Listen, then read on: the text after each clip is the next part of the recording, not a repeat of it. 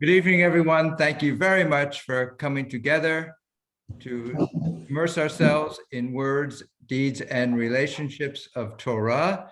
It's lovely to be with all of you. And I want to say again, how much I grow and learn from our studies together. After each session, I have new insights based upon not only the Torah portion, but in myself and in relationships in the world as a result of our study together. So thank you all very much for assisting in my own growth. And I hope everyone is able to walk away with a similar sense of the treasure of our moments together.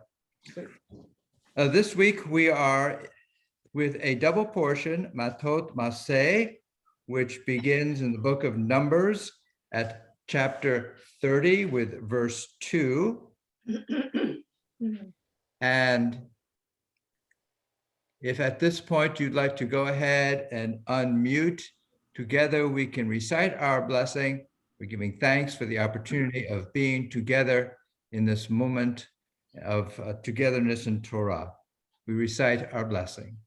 Baruch atah Adonai Eloheinu melech haolam asher kidshanu b'mitzvotav v'tzivanu la'asot divrei Torah. Thank you, God, for this opportunity to immerse ourselves in words, deeds, and relationships of Torah.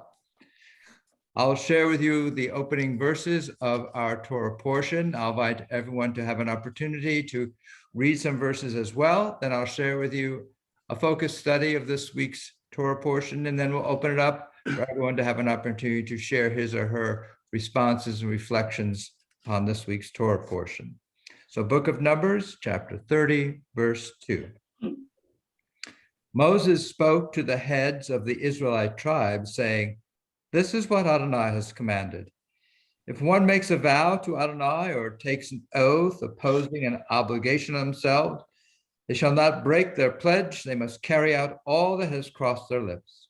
If a woman makes a vow to Adonai or assumes an obligation while still in her father's household by reason of her youth, and her father learns of her vow or her self-imposed obligation and offers no objection, all her vows shall stand, and every self-imposed obligation shall stand. But if her father restrains her on the day he finds out, none of her vows or self-imposed obligations shall stand. And Adonai will forgive her, since her father restrained her." We're now on verse 7. And Richard, would you like to read verse 7 and begin there? Sure, thank you, Rabbi. She should marry while her vow or the commitment to which she bound herself is still in force, and her husband learns of it and offers no objection on the day he finds out, her vows shall stand, and her self-imposed obligations shall stand. But if her husband restrains her on the day that he learns of it, he thereby annuls her vow, which was in force, or the commitment to which she bound herself, and the Lord will forgive her. The vow of a widow or of a divorced woman, however, whatever she has imposed on herself shall be binding upon her. So too, if while in her husband's household she makes a vow or imposes an obligation on herself by oath, and her husband learns of it, yet offers no objection, thus failing to restrain her, all her vows shall stand, and all her self-imposed obligations shall stand. But if her husband does not annul them on the day he finds out, then nothing that has crossed her lips shall stand, whether vows or self-imposed obligation. Her husband has annulled them, and the Lord will forgive her. Every vow and every sworn obligation of self-denial may be upheld by her husband or annulled by her husband. If her husband offers no objection from that day to the next, he has upheld all the vows or obligations she has assumed. He has upheld them by offering no objection on the day he found out. But if he annuls them after the day he finds out, he shall bear her guilt. Those are the laws that the Lord enjoined upon Moses as between a man and his wife, and as between a father and his daughter, while in her father's household by reason of her youth. Thank you. Anna, would you like to read a little bit? Okay. Then let me invite Mark Thompson. Would you like to read a little bit at the very start of chapter 31? Thank you, Rabbi. The Lord spoke to Moses, saying, "Avenge the Israelite people on the Midianites. Then you shall be gathered to your kin." Moses spoke to the people, saying, "Let men be picked out from among you for a campaign, and let them fall upon Midian to wreak the Lord's vengeance on Midian. You shall dispatch on the campaign 1,000 from every one of the tribes of Israel." So 1,000 from each tribe were furnished from the divisions of Israel, 12,000 picked for the campaign. Moses dispatched them on the campaign, 1,000 from each tribe, with Phinehas, son of Eleazar, serving as a priest on the campaign, equipped with the sacred utensils and the trumpets for sounding the blasts. They took the field against Midian, as the Lord had commanded Moses, and slew along with others. They slew the kings of Midian, Evi, Rechem, Zur, Hur, and Reba, the 5 kings of Midian. They also put Balaam, son of Beor, to the sword. The Israelites took the women and children of the Midianites captive, seized as booty all their beasts, all their herds, and all their wealth, and they destroyed by fire all the towns in which they were settled and their encampments. They gathered all the spoil, all the booty, man and beast, and they brought the captives, the booty, and the spoil to Moses, Eleazar the priest, and the whole Israelite community at the camp in the steppes of Moab at the Jordan near Jericho. Thank you, Mark. And Margot, would you like to read beginning at verse 13 of chapter 31? Yes, I will. Moses, Eleazar the priest, and all the chieftains of the community came out to meet them outside the camp. Moses became angry with the commanders of the army, the officers of thousands and the officers of hundreds who had come back from the military campaign. Moses said to them, "You have spared every female, yet they are the very ones who, at the bidding of Balaam, induced the Israelites to trespass against the Lord in the matter of Peor, so that the Lord's community was struck by plague. Now, therefore, slay every male among the children, and slay every woman who has known a man carnally, but spare every young woman who has not had carnal relations with a man." Thank you, Margot. Let me invite Martine. Would you like to read a little bit beginning at verse 19? Thank you, Rabbi. I'm still a little disturbed by the last reading. You shall then stay outside the camp 7 days. Every one among you or among your captives who have slain a person or touched a corpse shall purify himself on the 3rd and 7th days. You shall also purify every cloth, every article of skin, everything made of goat's hair, and every object of wood. Eleazar the priest said to the troops who had taken part in the fighting, "This is the ritual law that Adonai has enjoined upon Moses. Gold and silver, copper, iron, tin, and lead. Any article that can withstand fire, these you shall pass through fire, and they shall be pure, except that they must be purified with water of lustration. And anything that cannot withstand fire, you must pass through water. On the 7th day, you shall wash your clothes and be pure, and after that, you may enter the camp." Thank you. And Dave, would you like to read at beginning at verse 25? Oh, I'd be honored. The Lord said to Moses, "You and Eleazar the priest and the family heads of the community take an inventory of the booty that was captured, man and beast, and divide the booty equally between the combatants who engaged in the campaign and the rest of the community. You shall exact a levy for the Lord in the case of the warriors who engage in the campaign. 1 item in 500 of persons, oxen, asses, and sheep shall be taken from their half share and given to Eleazar the priest as a contribution to the Lord. And from the half share of the other Israelites, you shall withhold 1 in every 50 human beings, as well as cattle, asses, and sheep, all the animals, and give them to the Levites who attend to the duties of the Lord of the tabernacle." Thank Moses, okay. Thank you, Dave. And let me invite Robin. Would you like to begin reading at verse 31? Yes, thank you. Moses and Eleazar the priest did as Adonai commanded Moses. The amount of booty other than the spoil that the troops had plundered came to 675,000 sheep, 72,000 head of cattle, 61,000 asses, and a total of 32,000 human beings, namely the females who had not had carnal relations.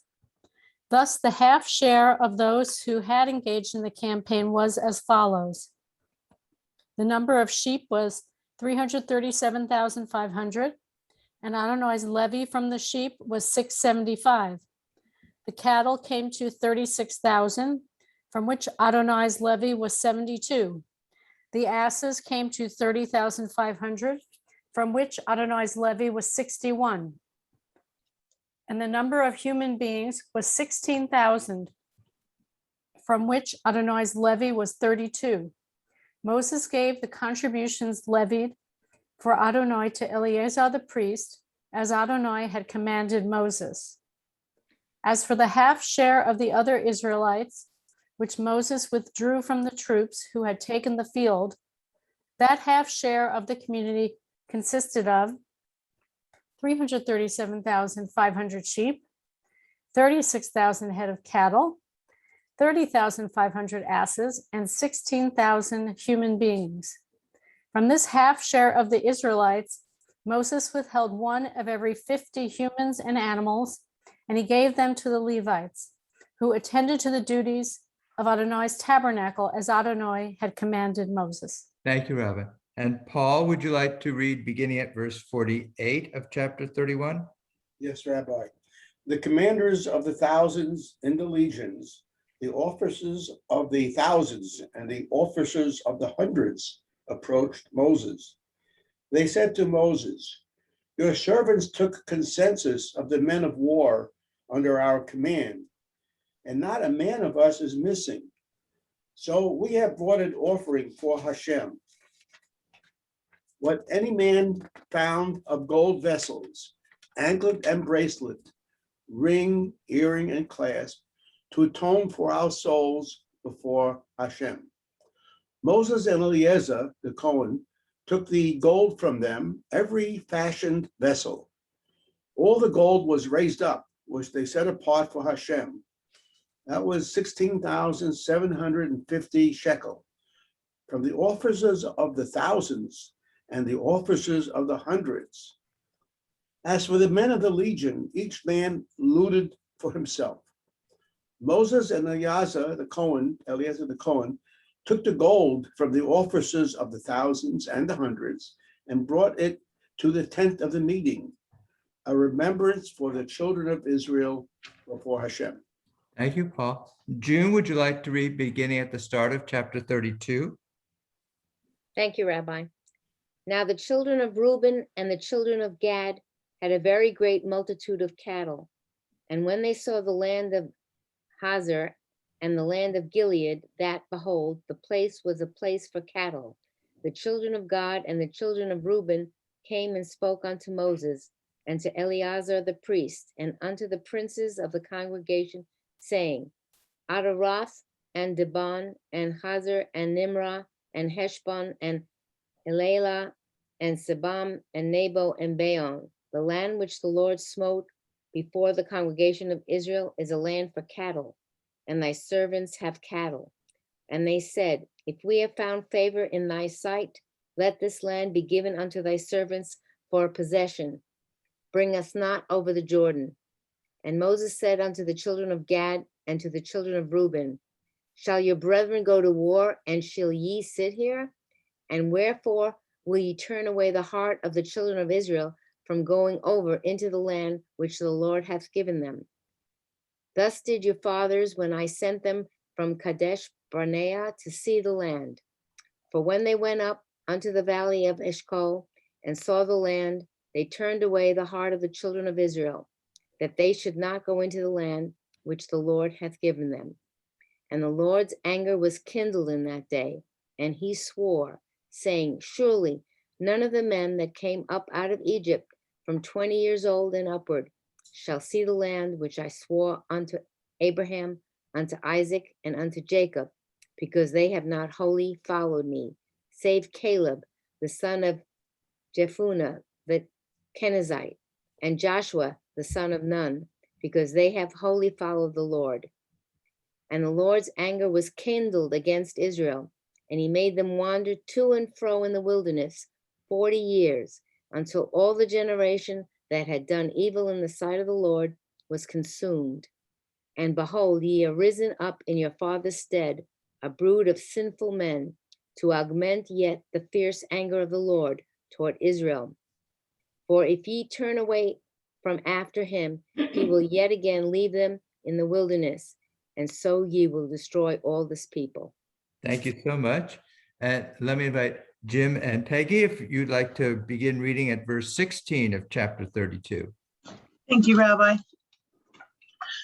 Then they stepped up to him and said, "We will build here sheepfolds for our flocks and towns for our children, and we will hasten as shock troops in the van of the Israelites until we have established them in their home, while our children stay in the fortified towns because of the inhabitants of the land.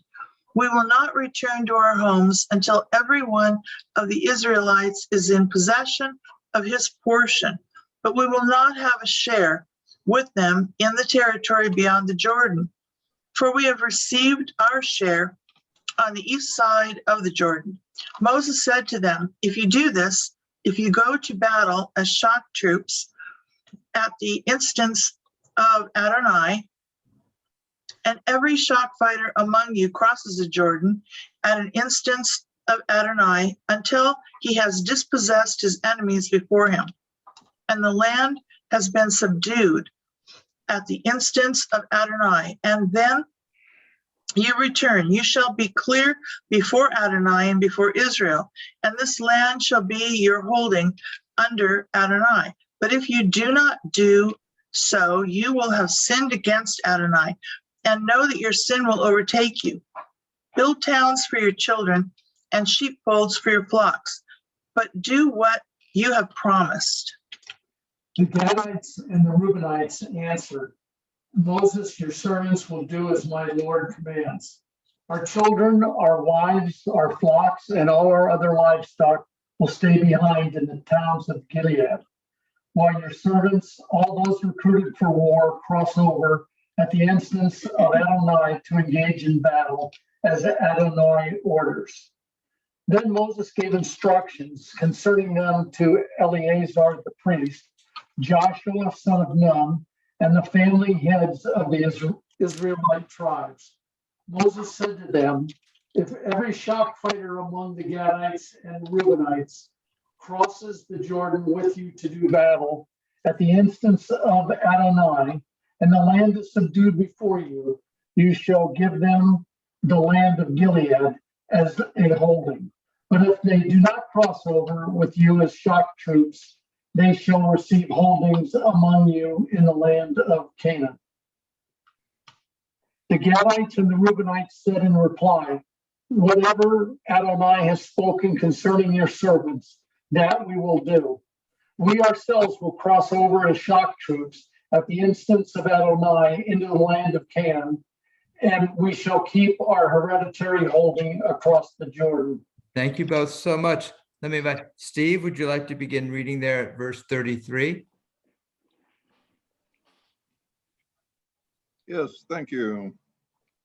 So Moses assigned to them, to the Gadites, the Reubenites, and the half-tribe of Manasseh, son of Joseph, the kingdom of Sihon, king of the Amorites, and the kingdom of King Og of Bashan, the land with its various cities and the territories of their surrounding towns. The Gadites rebuilt Dibon, Ataroth, Eror, Erot Shaphan, Yazer, Yagbaha, Beth Nimrah, and Beth Haran as fortified towns or as enclosures for flocks. The Reubenites rebuilt Heshbon, Elaleh, Kiratim, Nebo, Baal Meon, some names being changed, and Sibmah they gave their own names to towns that they rebuilt. The descendants of Machir, son of Manasseh, went to Gilead and captured it, dispossessing the Amorites who were there. So Moses gave Gilead to Machir, son of Manasseh, and he settled there. Yair, son of Manasseh, went and captured their villages, which he renamed Avot Yair. And Nobah went and captured Kenab with its dependencies, renaming it Nobah after himself. Thank you so much, Lee. Let me invite Barry. Would you like to read a little bit, beginning at the verse 1 of chapter 33? Okay. These were the marchers of the Israelites who started out from the land of Egypt, troop by troop, in the charge of Moses and Aaron. Moses recorded the starting points of their various marches as directed by the Lord. Their marches by starting points were as follows. They set out from Ramses in the first month, on the 15th day of the first month. It was on the morrow of the Passover offering that the Israelites started out boldly, in plain view of all the Egyptians. The Egyptians, meanwhile, were burying those among them whom the Lord had struck down, every firstborn, whereby Adonai executed judgment on their gods. The Israelites set out from Ramses and encamped at Sukkot. They set out from Sukkot and encamped at Etam, which is on the edge of the wilderness. They set out from Etam and turned toward Pi Hariot, which faces Baal Zephon, and they encamped before Migdol. Set out from Panei Hariot and passed through the sea into the wilderness. And 3-day journey in the wilderness of Etam and encamped at Marah. They set out from Marah and came to Elim. There were 12 springs in Elim and 70 palm trees, so they encamped there. They set out from Elam and encamped by the Sea of Reeds. They set out from the Sea of Reeds and encamped in the wilderness of Sin. They set out from the wilderness of Sin and encamped at Dopka. They set out from Dopka and encamped at Alush.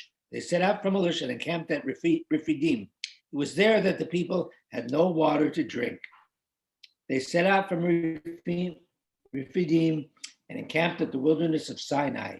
They set out from the wilderness of Sinai and encamped at Kerbiot Hatava. They set out from Kerbiot Havata and encamped at Hazroth. They set out from Hazroth and encamped at Ritmah. They set out from Ritmah and encamped at Ramon Perez. They set out from Ramon Perez and encamped at Libnah. They set out from Libnah and encamped at Rasah. They set out from Rasah and encamped at Kahilat. They set out from Kahilat and encamped at Mount Shafir. They set out from Mount Shafir and encamped at Haradah. They set out from Haradah and encamped at Makilot. They set out from Makilot and encamped at Tahat. They set out from Tahat and encamped at Tirah. They set out from Tirah and encamped at Mitkah. They set out from Mitkah and encamped at Hasmonah. They set out from Hasmonah and encamped at Misrot. They set out from Misrot and encamped at Bnei Jakan. They set out from Bnei Jakan and encamped at Hor Haggadah. They set out from Hor Haggadah and encamped at Jobat. They set out from Jobat and encamped at Abronah. They set out from Abronah and encamped at Etzion Keber. They set out from Etzion Keber and encamped at the wilderness of Zin, that is Kadesh. They set out from Kadesh and encamped at Mount Hor on the edge of the land of Edom. Thank you, Ray. And then Tom and Jackie, would you like to read a little bit, beginning at verse 38? This is Jackie. Barry, could you go over that again? Tough act to follow. Thank you, Rabbi. Rabbi, is there going to be a test after this, Rabbi? Yeah. Aaron the priest ascended Mount Hor at the command of the Eternal and died there. In the 40th year after the Israelites had left the land of Egypt, and on the first day of the 5th month, Aaron was 123 years old when he died on Mount Hor. And the Canaanite, king of Arad, who dwelt in the Negeb in the land of Canaan, learned of the coming of the Israelites. They set out from Mount Hor and encamped at Zalmanah. They set out from Zalmanah and encamped at Punon. They set out from Punon and encamped at Abath. They set out from Abath and encamped at Iyeh Abarim in the territory of Moab. They set out from Iyim and encamped at Dibon Gad. They set out from Dibon Gad and encamped at Almon Diblathaim. They set out from Almon Diblathaim and encamped in the hills of Abarim before Nebo. They set out from the hills of Abarim and encamped in the steppes of Moab at the Jordan near Jericho. They encamped by the Jordan from Beth Jeshiboth as far as Abel Shittim in the steppes of Moab. In the steppes of Moab, as the Jordan near Jericho, the Eternal One spoke to Moses, saying, "Speak to the Israelite people and say to them, when you cross the Jordan into the land of Canaan, you shall dispossess all the inhabitants of the land. You should destroy all their figured objects. You should destroy all their molten images. You shall demolish all their cult places, and you shall take possession of the land and settle it. For I have assigned the land to you to possess. You shall apportion the land among yourselves by lot, by clan, with larger groups increased shares, with smaller groups reduced with shares. Wherever the lot falls for it, you shall be in its location. You shall have your portions according to your ancestral tribes, but do not dispossess the inhabitants of the land. Those who you allow to remain shall be stings in your eyes and thorns in your sides, and they shall harass you in the land in which you live, so that I will do to you what I have planned to do with them." Thank you so much, both of you. And let me invite Carol, would you like to read a little bit at the very start of chapter 34? Thank you, Rabbi. The Lord spoke to Moses, saying, "Instruct the Israelite people and say to them, when you enter the land of Canaan, this is the land that shall fall to you as your portion, the land of Canaan with its various boundaries. Your southern sector shall extend from the wilderness of Zin alongside Edom. Your southern border shall start on the east, from the tip of the Dead Sea.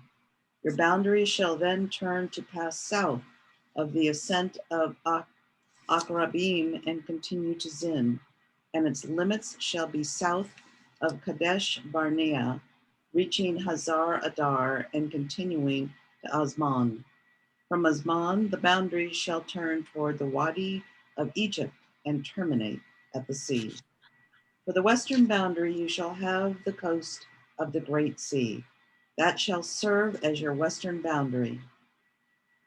This shall be your northern boundary. Draw a line from the Great Sea to Mount Hor. From Mount Hor, draw a line to Lebo Hamath, and let the boundary reach Zedad. The boundary shall then run to Ziphron and terminate at Hazar Enan. That shall be your northern boundary. For your eastern boundary, you shall draw a line from Hazar Enan to Shephem. From Shephem, the boundary shall descend to Riblah on the east side of An. From there, the boundary shall continue downward and abut on the eastern slopes of the Sea of Shinnereth. The boundary shall then descend along the Jordan and terminate at the Dead Sea. That shall be your land as defined by its boundaries on all sides. Thank you, Carol. And Mark Levinstein, would you like to read a little bit beginning at verse 13 of chapter 34? Thank you, kind sir. Moses instructed the Israelites, saying, "This is the land you are to receive by lot as your hereditary portion, which the Lord has commanded to be given to the 9.5 tribes. For the Reubenite tribe by its ancestral houses, and the Gadite tribe by its ancestral houses, half the tribe of Manasseh have already received their portion. Those 2.5 tribes have received their portions across the Jordan, opposite Jericho, on the east, the Orient side. The Lord spoke to Moses, saying, These are the names of the men through whom the land shall be apportioned for you. Eleazar the priest and Joshua the son of Nun. And you shall also take a chieftain from each tribe through whom the land shall be apportioned. These are the names of the men from the tribes of Judah: Caleb, son of Jephunneh; from the Semonite tribe, Samuel, son of Amihud; from the tribe of Benjamin, Elidad, son of Chilson; and from the Danite tribe, a chieftain, Buki, son of Jogli; From the descendants of Joseph, from the Manasseh tribe, the chieftain Hanel, son of Ephod. And from the Ephraimite tribe, the chieftain Kemuel, son of Shiptan. From the Zebulite tribe, a chieftain Eziphan, son of Parnach. And from the Issacharite tribe, a chieftain Paltiel, son of Azan. And from the Asherite tribe, a chieftain Ahihud, son of Shalomi. And from the Naphthalite tribe, a chieftain Padahel, son of Amihud. It was those whom the Lord designated to allot portions to the Israelites in the land of Canaan. Thank you, Mark. And David and Susan, would you like to begin at the start of chapter 35? Yes, thank you. We're already unmuted. We're not muted. The Eternal spoke to Moses in the steppes of Moab at the Jordan near Jericho, saying, instruct the Israelite people to assign out of the holdings apportioned to them towns for the Levites to dwell in. You shall also assign to the Levites pasture land around their towns. The towns shall be theirs to dwell in, and the pasture shall be for the cattle they own and all their other beasts. The town pasture that you are to assign to the Levites shall extend 1,000 cubits outside the town wall all around. You shall measure off 2,000 cubits outside the town on the east side, 2,000 on the south side, 2,000 on the west side, and 2,000 on the north side, with the town in the center. That shall be the pasture for their towns.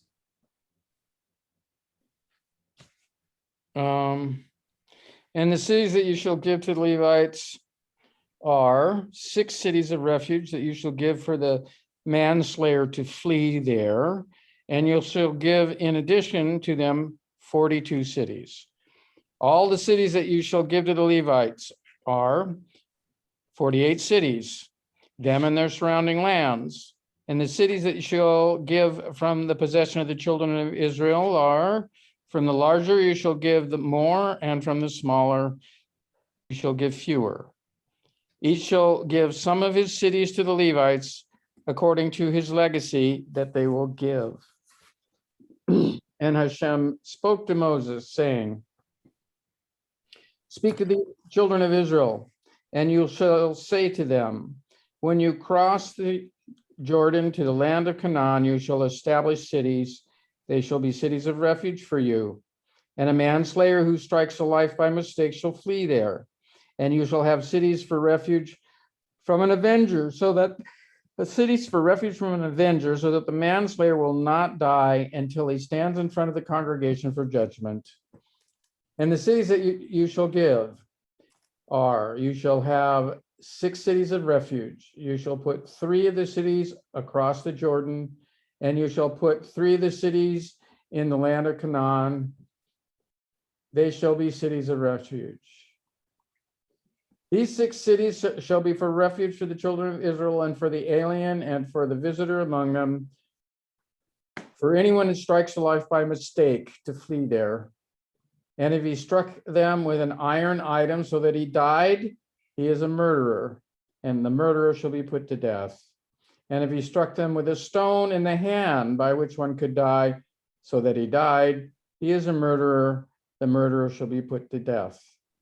Or if he struck him with a wooden object in the hand by which one could die so that he died, he is a murderer, the murderer shall be put to death. The blood avenger, he shall kill the murderer. When he comes upon him, he shall kill him. And if he pushed him in hatred or threw something on him through scheming so that he died, or if he struck him with his hand in enmity so that he died, the one that struck shall be put to death. He is a murderer. The blood avenger shall kill the murderer when he comes upon him. But if by chance, not in enmity, he pushed him or threw an object on him, not through a scheming, or with any stone by which one could die without seeing, so that he dropped it on him so that he died, and he was not an enemy to him, and he was not seeking to harm him, then the congregation shall judge between the one who struck and the blood avenger on the basis of these judgments. And the congregation shall rescue the manslayer from the blood avenger's hand, and the congregation shall bring him back to his city of refuge to which he has fled, and he shall live in it until the death of the high priest, whom one anointed with the holy oil. But if their murderer will go out of the border of his city of refuge to which he will flee, and the blood avenger will find him outside of the border of the city of refuge, and the blood avenger will murder the murderer, he does not have blood, because he shall live in the city of refuge until the high priest's death, and after the high priest's death, the murderer shall go back to the land of his possession. Thank you so much, both of you. Let me invite Mark Thompson. Would you like to begin reading at verse 29 of chapter 35?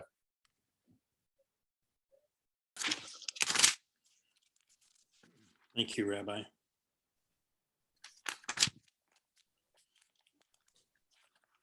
Having a hard time seeing here. I'm running out of light.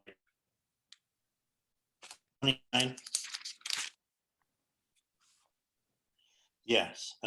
Such shall be your law of procedure throughout the ages in all your settlements. If anyone kills a person, the manslayer may be executed only on the evidence of witnesses. The testimony of a single witness against a person shall not suffice for a sentence of death. You may not accept a ransom for the life of a murderer who is guilty of a capital crime. He must be put to death. Nor may you accept ransom in lieu of flight to a city of refuge, enabling one to return to live on his land before the death of the priest. You shall not pollute the land in which you live, for blood pollutes the land, and the land can have no expiation for blood that is shed on it, except by the blood of him who shed it. You shall not defile the land in which you live, in which I myself abide, for I, the Lord, abide among the Israelite people. Thank you so much. And Margot, would you like to read a little bit, beginning at the start of chapter 36? The family heads in the clan of the descendants of Gilead, son of Machir, son of Manasseh, one of the Josephite clans, came forward and appealed to Moses and the chieftains' family heads of the Israelites. They said, "The Lord commanded my Lord to assign the land to the Israelites as shares by lot.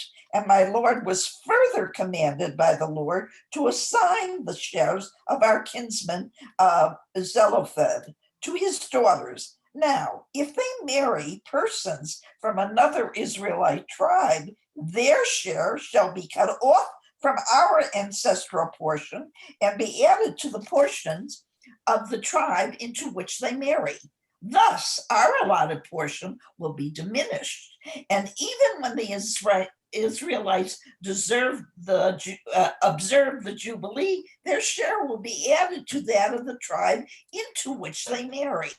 And their share will be cut off from the ancestral portion of our tribe."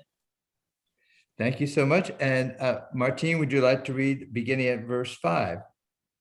Thank you, Rabbi. So Moses, at Adonai's bidding, instructed the Israelites, saying, "The plea of the Josephite tribe is just. This is what Adonai has commanded concerning the daughters of Zelophehad.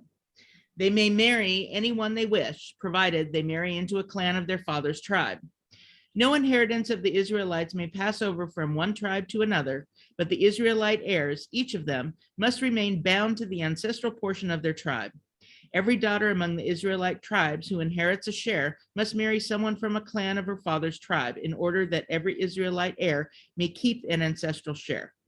Thus, no inheritance shall pass over from one tribe to another, but the Israelite tribes shall remain bound each to its portion." Are we not?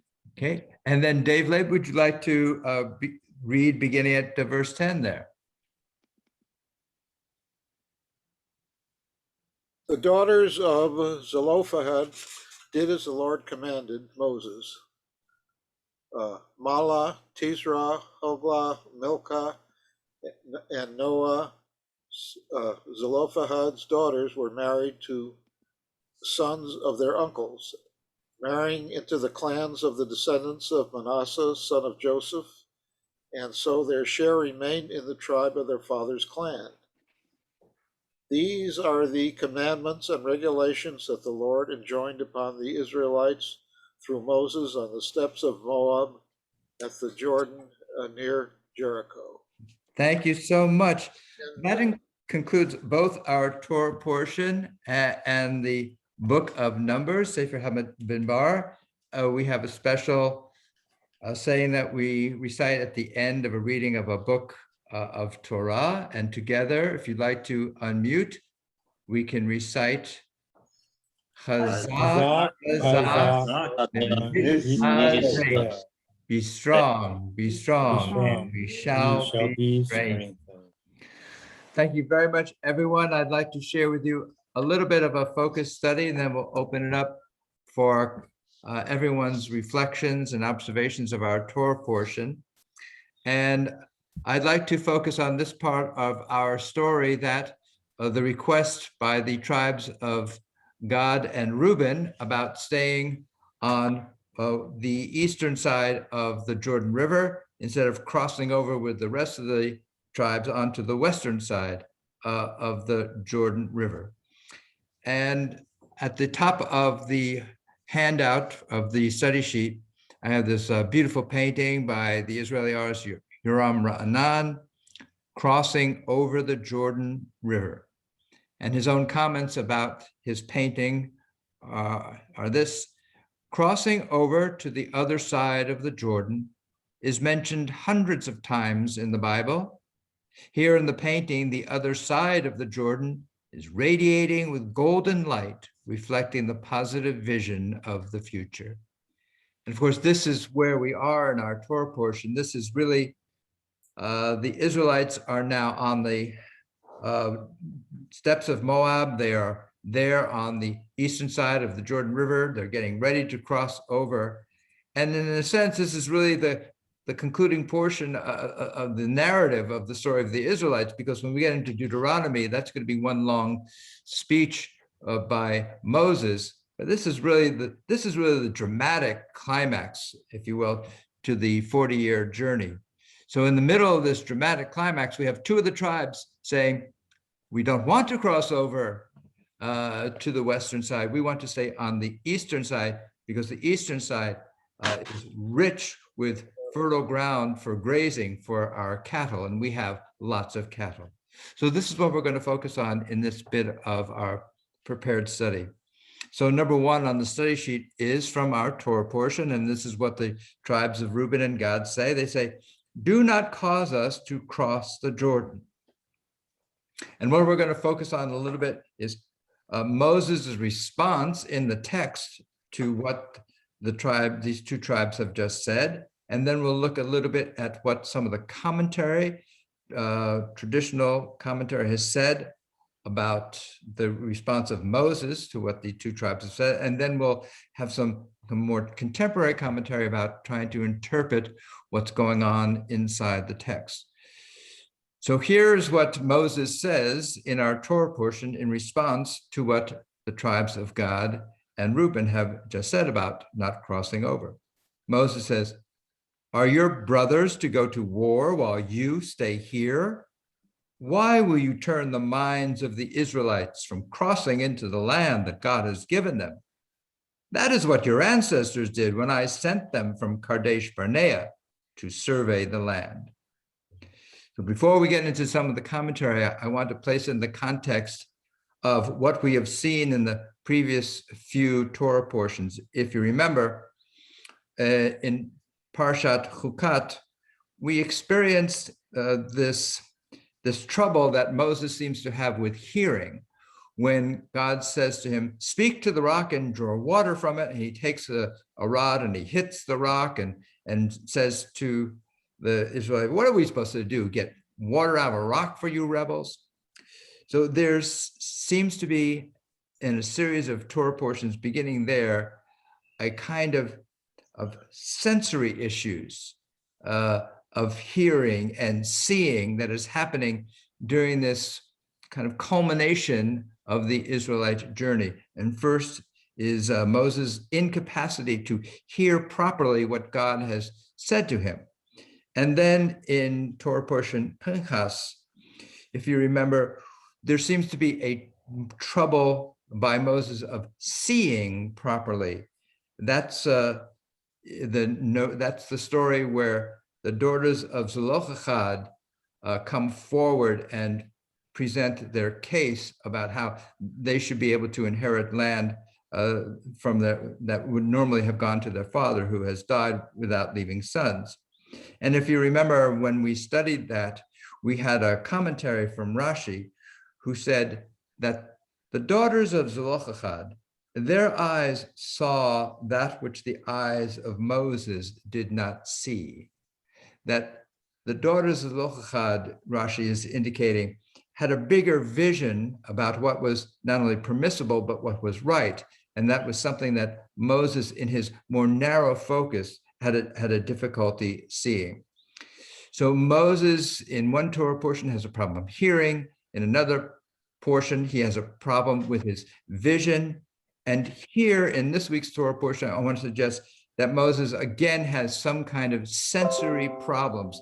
In this case specifically, he seems to be having a problem with discernment, of understanding what is being said to him by the tribes of Gad and Reuben.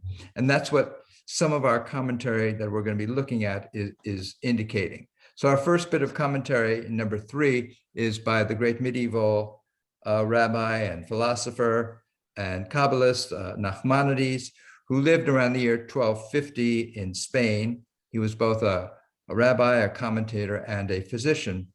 And he wrote, "The explanation is that they said to Moses, 'You don't have to give us an inheritance along with those who settle on the western side, thereby making their inheritance smaller. For an inheritance which is suitable for us has come to us, since it is a land rich for cattle, and we have more cattle than other tribes.' This, they said, in the nature of a request, not by way of contention." So Nachmanides is indicating that, in fact, they were trying to be generous towards the rest of the Israelite tribes, saying, this is a very good land for us to inherit for our cattle, and that way the land that will be available to the remaining tribes will be larger. And number 4 is from the commentator Abravanel, who was born in Spain about the year 1437, and then, of course, had to flee in 1492. He ended up living in Italy. He was both a great commentator and a very, very successful financier. And he wrote, "They confused Moses. By their speech, they led him to assume that they feared the battle ahead and were seeking a way to avoid helping conquer the land. They should have said, 'We are ready to join in conquering the land and will be satisfied if you allow us to inherit this land east of the Jordan.'" So Bravanel is again indicating that their message was not that they didn't want to join the other tribes in securing the land. It's just they didn't communicate their intent very clearly, and thus confused Moses.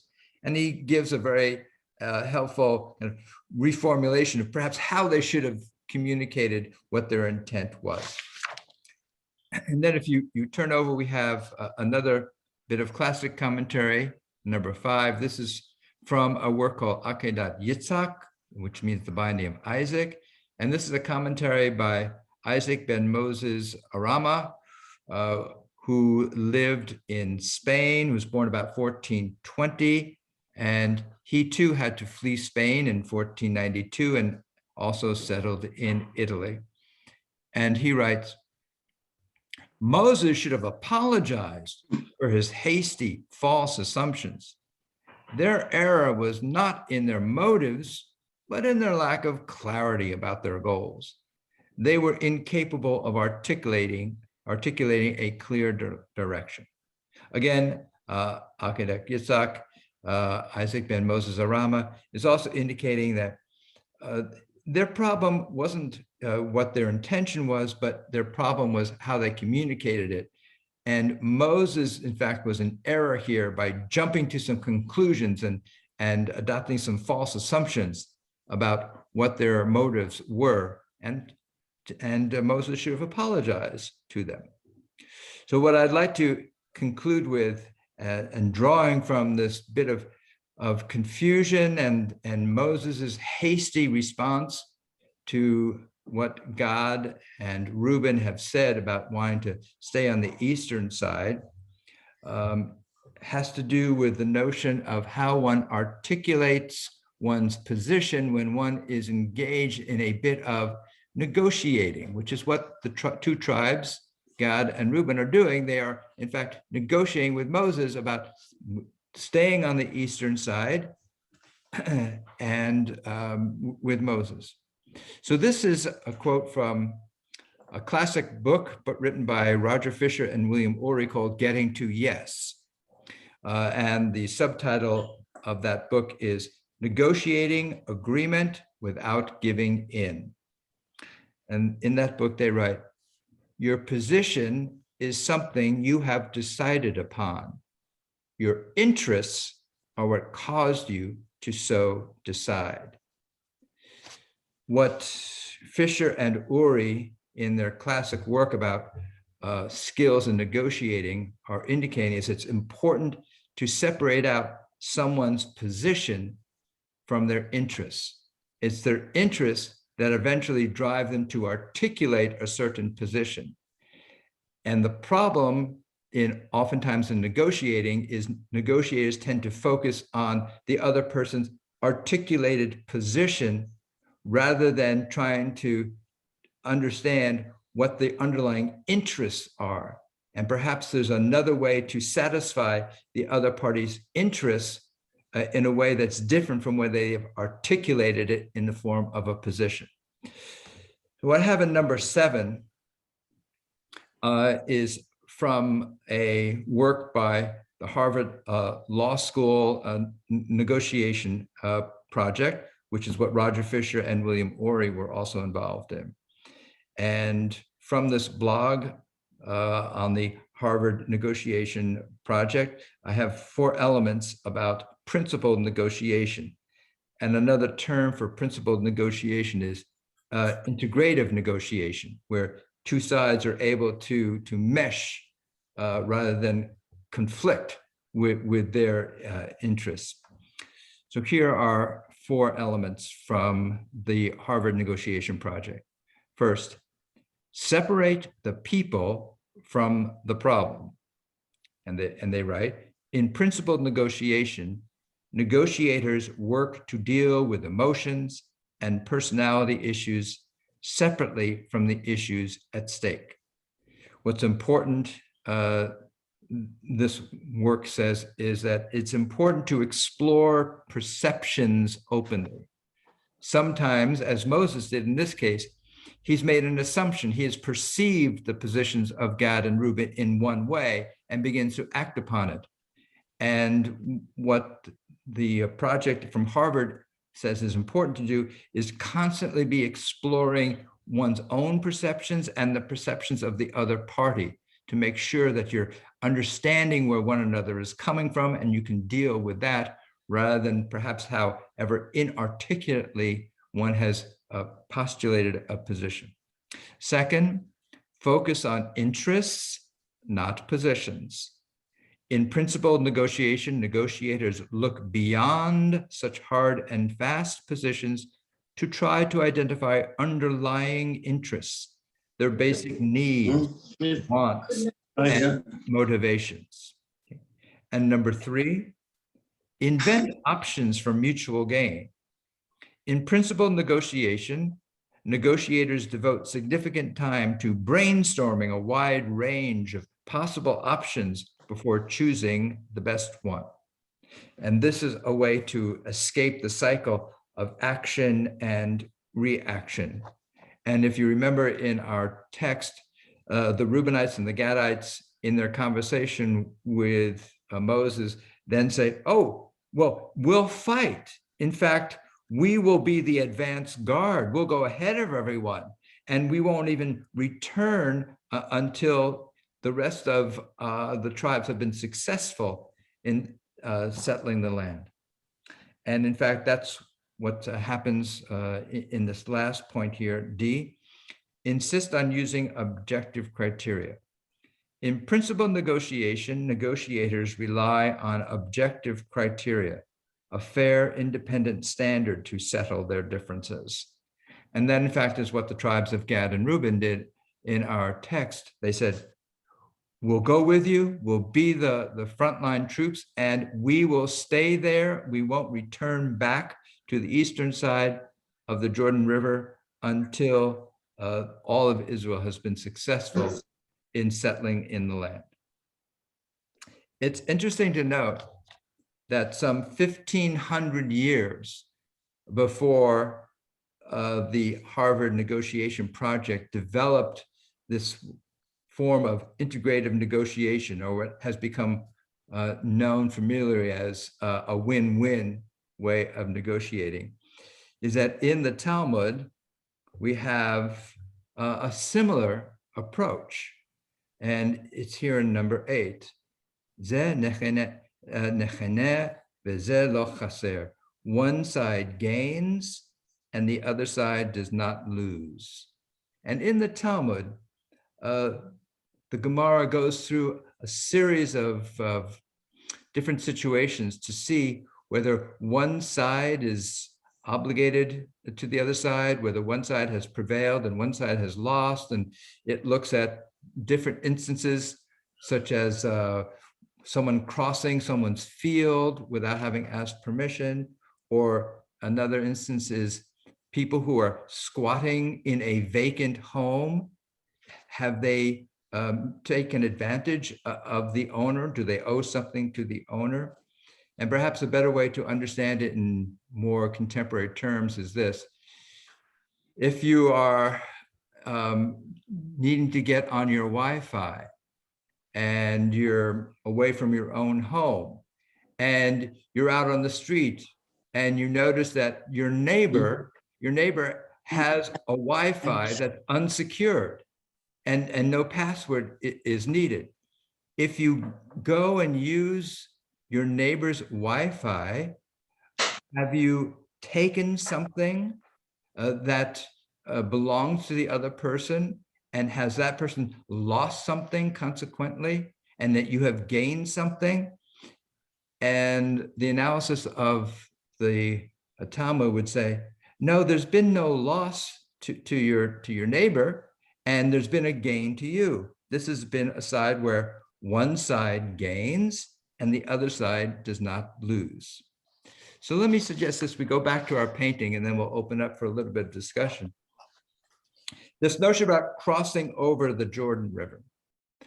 Whenever we read Torah, one way of reading it is to read it as some kind of reportage of some kind of actual external historical event that's been happening.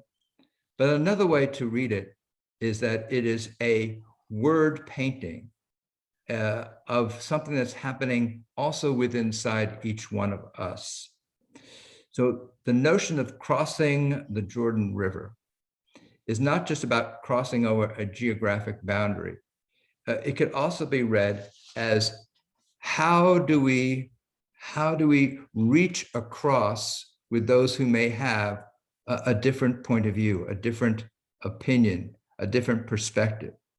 And in order to really settle in the land of promise, in order to be a fully realized autonomous or sovereign human being, it's important to have these kind of skills that enable us to reach across divides.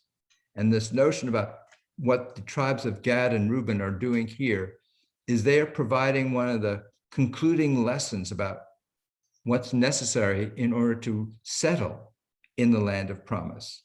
And that is to learn how to engage in a kind of negotiation where one side gains and the other side does not lose. With that, I'd love to open it up for discussion and your reflections and your observations about this week's Torah portion. If you'd like to raise your hand, I'd love to call upon you. Okay. And okay, so I see Tom and Jackie, you've got a hand raised there. Go ahead. Sure. At the beginning of the the Jordan, west of Jordan, it also sounds like genocide. These were not totally the Midianites were relatives of the Israelites. And this business about wiping them out, kind of hard for me to swallow. I just, that's Okay. it. It sounds just a very troublesome passage. Wipe out, except the women, you know, and whatever. I understand. So let me ask if there's someone who'd like to talk about this particular point, and then I'd love to respond to it. Jackie? Yeah, I would like to talk about that particular point. I will always read that portion with the idea that it's the Israelites' story to tell. And if you want to be perceived as the baddest ones in the area, don't mess with us. This is what we'll do to you. This is what we've done. We're fearsome. I don't believe any of that actually happened, but it makes for a pretty fearsome story. And I think people are likely to back off when they hear that story. Well, don't mess with those Israelites. They'll wipe you out. But I don't think it ever happened. Okay, let me ask again if there's someone who'd like to speak to this particular point. Mark Levenstein? Yeah, I think not necessarily that initial one, but the mission on going into the promised land was to wipe everyone out. And I don't think we did, but if we had, would we be in the situation we're in today? And I say that not as a sincerely personally held belief or a deep question, just to be a little contrarian or whatever. Okay, thank you. And then Paul? Go ahead and unmute, Paul. Paul, you'll have to unmute if you'd like to share with us.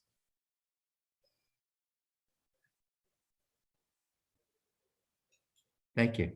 I'm always in the position of Tom where I'm the one that throws out the softball. Like I go for the obvious. And I also was struck by not only did he wipe out all the males, but also the females. And so, or a goodly fraction for whatever reasons. But the crossing the Jordan where people want to remain where they were does bring to mind that, you know, we're always talking about going to the next land, to the next land, to the next land, as so was laboriously described here. But they, after the people pass, you know, there's no discussion, you know, in fact, there's no Rahmanas in here. You know, it's only, okay, there's some of these people, even though they lost, they could lose further. So, you know, part of that bothers me because we're always looking at, from the viewpoint of, well, we're nice guys and we're going on a promised journey. And so this is, again, this repeats over and over again in a lot of these stories where this is a case where I was trying to read some of these stories to my grandkids. I had troubles because they were asking me the very same questions being posed right now. But again, it's kids, you know, asking. So thank you, Paul. That's a good answer. So let me just ask if someone wants to talk about this particular point. Dave, is yours about this particular point? No, it's another point. Okay, so about this particular point about going over and eliminating the people that live there. Okay. Okay. Just that they didn't kill all the females, allowed the virgins to live. And that leads me to, there's a lot of stuff about women's rights in here and so forth, but the allowing the virgins to live is not eliminating that whole, there's something going on there that needs your comment. Okay, all right, so thank you, Richard. So Carol, go ahead and unmute and share with us. It's along the same lines. It's not exactly, but it's related because it's just the value of human life. Tom was bringing up the annihilation of a people. And when we are given all the booty and the spoils of war, all of a sudden they're counting people and Adonai gets so many of them. And I'm wondering, well, what exactly does that mean? How are these lives being valued? Does this mean these people were sacrificed? Okay. Okay. So let me try and pull together this first set of comments here. And again, let me kind of reformulate a way to read Torah. One way to read Torah is that it is describing a series of external events. And if it is describing this external event of an army of Israelites crossing over into a land where other people live and killing all these people that live there so that they can live there, it sounds really horrible.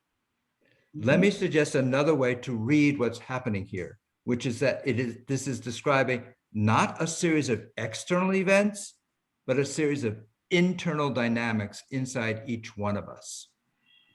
So here we are, we're at the precipice, we're at the threshold of achieving our greatest dream and moment of fulfillment, to be free and to live in a fulfilled way where we are our sovereign selves. And at that very moment, something is luring us away. Some darkness within us is luring us away from achieving that moment of sovereignty and fulfillment. Some lust, some twisted urge that we might have is luring us away. I want to suggest that in the painting of this moment, that's what's being described.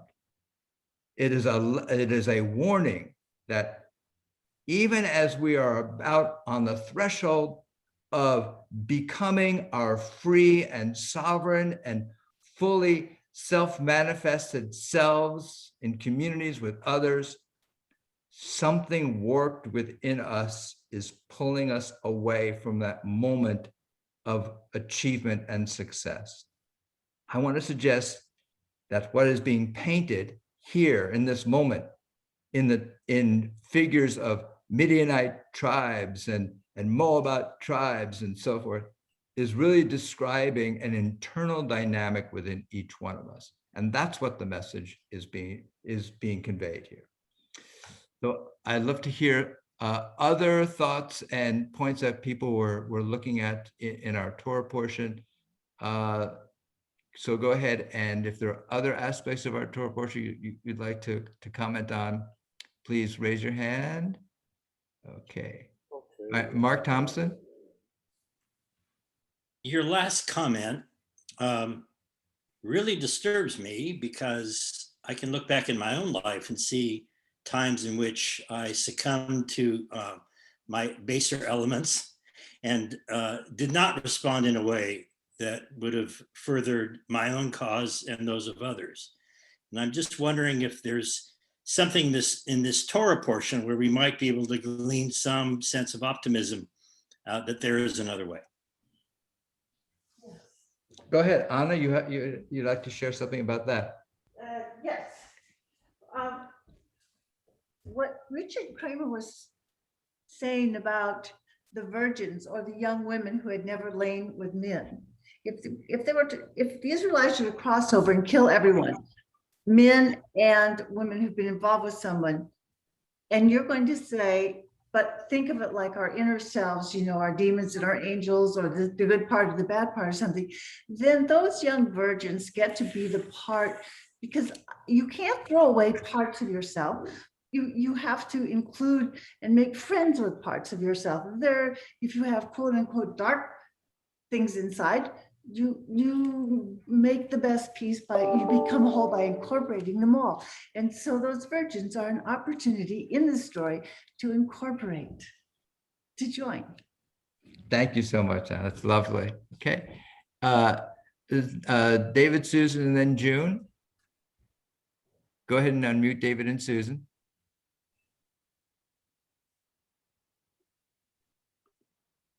You'll need to unmute, David. Okay. I find those portions of Torah or Tanakh, including the Purim study, where it's a Purim story, where we rose on the second day and killed thousands, where it's well, you can explain it away in a lot of ways. I find the most upsetting portions of Torah, the ones that are most difficult for me to accept, to be really valuable, because it makes me so upset, so fires up my emotions, that I engage with the text with an intensity that I lose, or that fades away at other times. So over the years, I've come to treasure these. Some of the upsetting elements have become less upsetting over time as I've wrestled into the ground, but many have not, including this one. And I'm glad it's still there. Thank you, David. And Susan. So, in this time, in the reading of this Torah portion, I was really struck by how, after all of these years of being on the desert, and from the very beginning, as soon as before they even crossed the Dead Sea, the Red Sea, they're grumbling. And they're always grumbling about this or about that. Why did you bring us out here?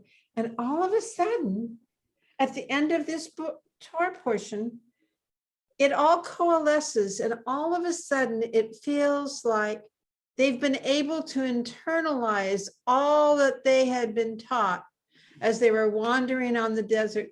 The shock troops, they seem to be quite convinced they're going to go ahead and be the shock troops and then come back to their tribe, their families and their herds, and continue life. There doesn't seem to be any questioning about the fact that now they're going to cross over to the River Jordan and they'll be in the promised land. And I just was really struck by how they seemed to be at peace with what was going, with where they were. Thank you. Thank you both very much. Thank you. Thank you. And June, go ahead and unmute and share with us.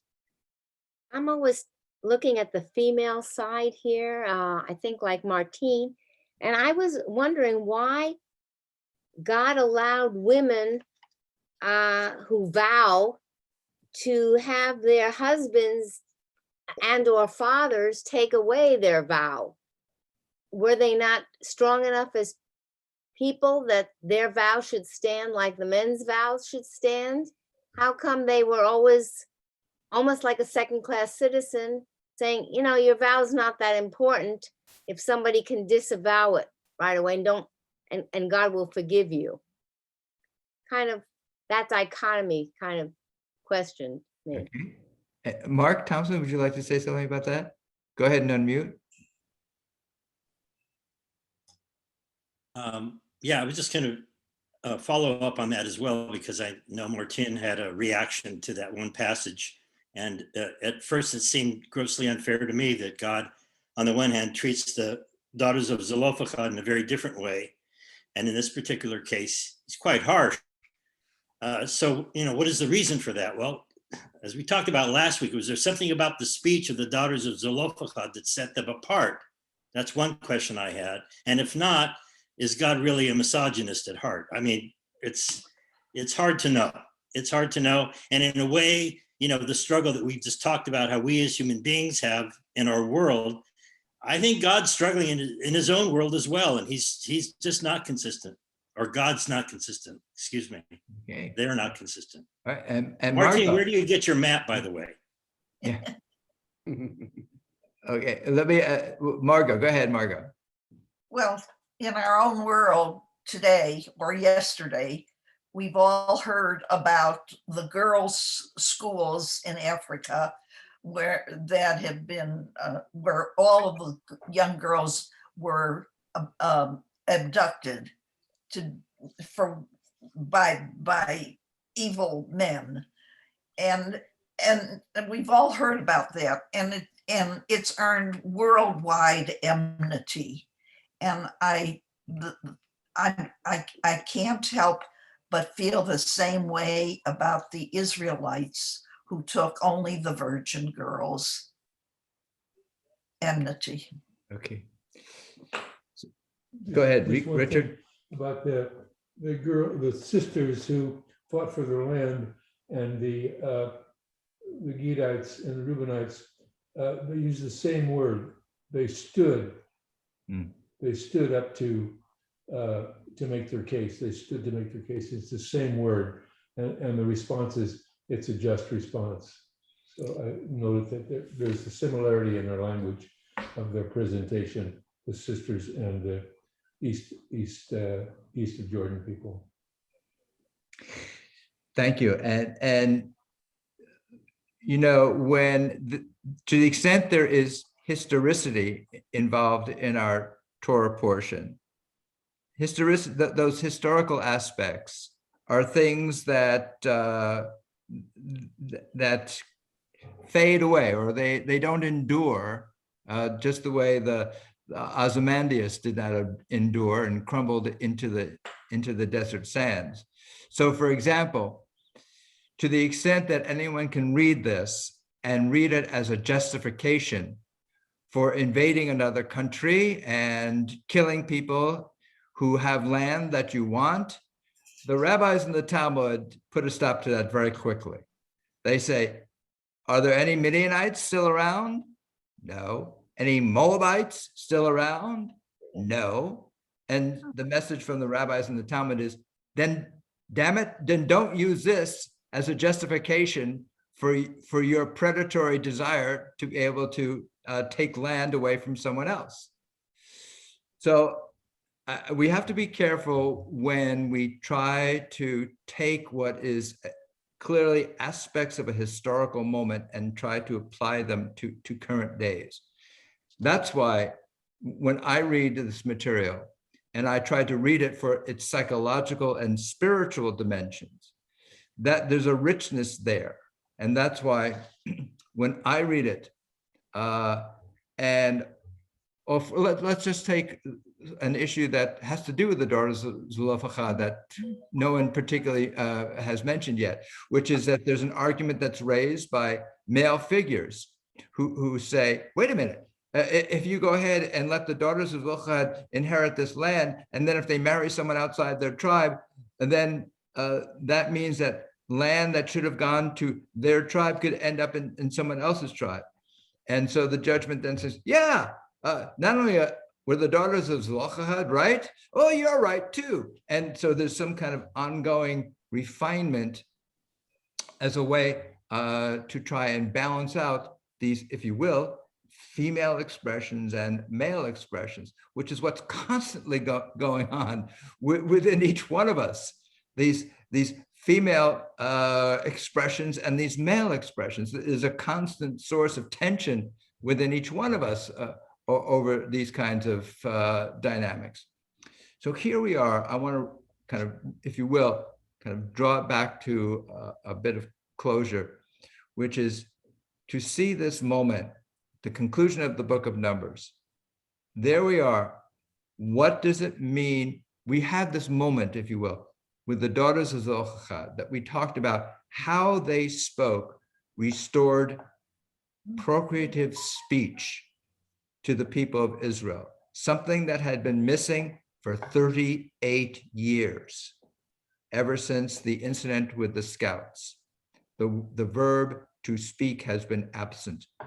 They deal with the situation in a way that restores that word, speech, to the Israelite people. And here we are in this Torah portion. Now, the tribes of Gad and Reuben are further enhancing this moment of speech by now engaging in a form of negotiation speech that's designed to achieve a new level of equanimity and agreement and advancement for all the people, an advancement that will allow all the Israelites to, in fact, cross over from where they have been in the wilderness into the land of promise.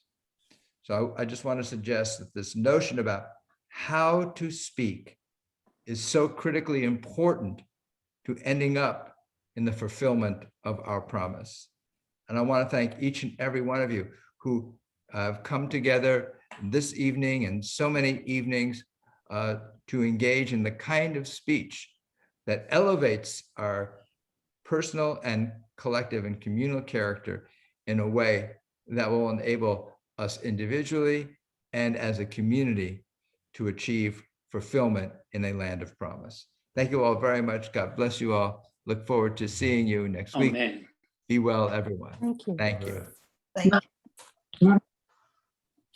Baruch Hashem. Baruch Hashem.